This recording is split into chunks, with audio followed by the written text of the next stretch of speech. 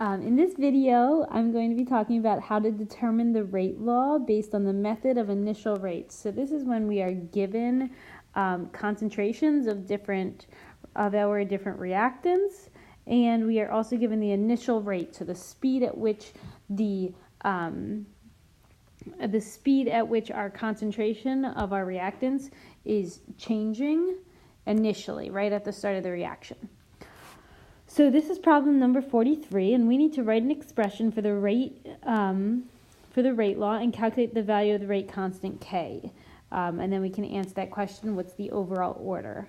So the generic formula for rate is rate equals K, which is our rate constant, times the concentration of A to the X. Now in this case, we are told what our reactants are, so we really have rate equals K times the concentration of NO2 to the X times F2 to the Y. Okay, so our X and Y will tell us what is the order in respect to NO2 and what is the order in respect to F2. So how quickly is NO2 disappearing and how quickly is F2 disappearing as we go through this reaction. And then to find the overall order, our overall order is equal to X plus Y. So like if X is 0, if it's 0 order with respect to NO2 and it's first order with respect to F2, then it would be 0 plus 1, which is 1. So our overall order would also be a first order. Whereas if it's second order with respect to NO2 and first order with respect to F2, our overall order would be third order. So the way we will solve for this is we are going to create an equality. So if I plug in my experiment 1 values, I'm going to call that yellow highlighted experiment 1. So my rate would be 0.026 molarity per second equals K times 0.100, that's my concentration, and that's in molarity.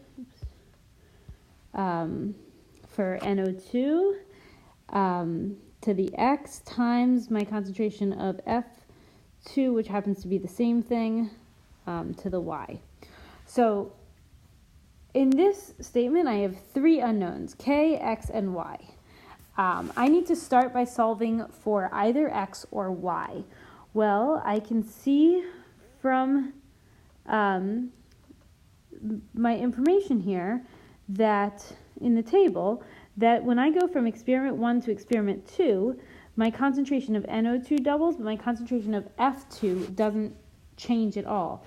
So I can create another expression for my second reaction, or my second experiment, where 0.051 molarity per second, should be molarity, is equal to, again, my rate constant K, times 0.200 molarity to the X times 0.100 molarity to the Y. And so both of these statements are true, and I have 3 unknowns in both of them.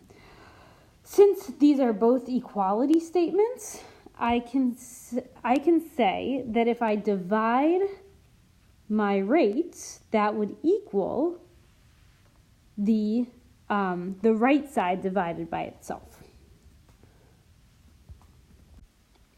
So I can now have an expression 0.026 molarity per second divided by 0.051 molarity per second equals, well, K over K is 1, so that cancels out.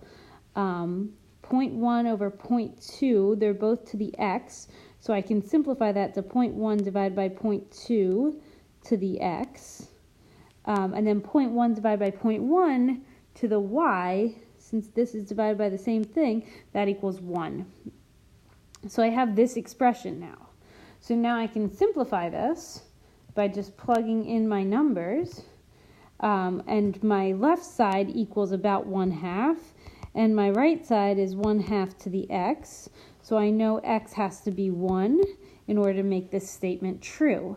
And to prove it mathematically, I can take the log of both sides. So I would have log of 1/2 equals, and when you take the log of both sides, the exponent comes down. So that would be x log of 1/2. And then I divide by log 1/2 from both sides to get x alone, and I get x equals 1, because this is 1. And so obviously for this one, you can kind of see what x needs to equal, but sometimes these equalities might be a little complicated and you might not be able to see right off the bat. So we have now solved for x, and it is first order, but we still need to solve for y. So we're going to do exactly the same thing, but now we need to choose 2 new experiments where our concentration for NO2 isn't really changing, and the concentration for F2 is. So if I pick these 2 experiments, notice this concentration doesn't change. So the change in the rate over here is only affected by the change in concentration of F2. So I'm going to do exactly the same thing, but with 2 new experiments in order to solve for my y. So go ahead and pause the video and try and solve for the y order. So when we plug in these 2 experiments, we get an expression that looks like this. But we can cross off our k's because k divided by k is 1, and 0.2 molarity to the first divided by 0.2 molarity to the first also equals 1. So we can simplify this expression. This right here is about 1/2 equals 0.1 divided by 0.2 is 1/2, so 1/2 to the y. So again, we have 1/2 equals 1/2 to the something, to the y in this case. So our y has to equal 1. So in this case, x and y are both 1. It is an overall order of second order. That's the overall rate order. And we can write out our rate law. So go ahead and plug in your 1s for x and y and write the rate law. And it should look like this. So now our next question is, what's the rate constant k? So you can pick any experiment, any of these 4, and plug in all of the values in our rate law. So in this case, I'm just going to totally arbitrarily choose experiment 3. So I'll choose this one. Again, you can choose any of these. And I just plug in my rate equals 0.103 molarity per second equals k, that's what I'm going to solve for now, times 0.200 molarity times 0.200 molarity. Okay, and again, all that information is found right here. I'm just plugging in those values. So when we solve for k, we're going to get something like this. So all I've done here is divide the 0.103 divided by 0.2 times 0.2, so really 0.04. And then I've plugged in my unit, so I have molarity per second divided by molarity squared. I'm just going to pull the second down.